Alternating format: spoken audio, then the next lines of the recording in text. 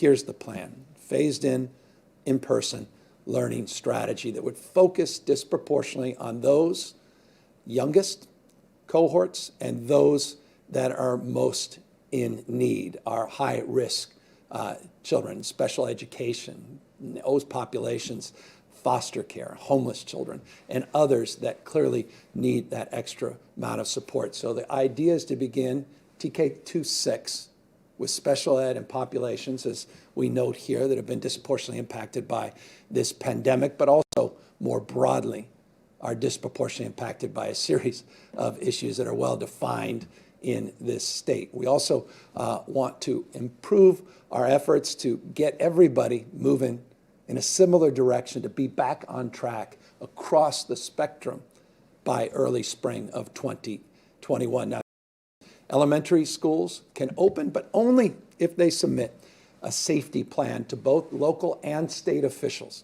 And so this is the new guidelines that we'll be putting out.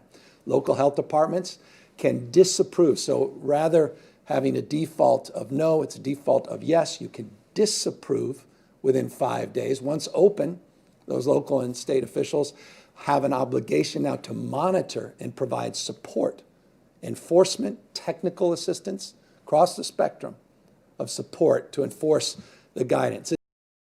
And we're going to work together through a legislative process because we're proposing an early action legislative plan to provide an additional $2 billion of support to the schools, particularly those schools that wish to open early as February. It works out to about $450 per pupil, not insignificant when you consider that's more than all instructional materials and textbooks.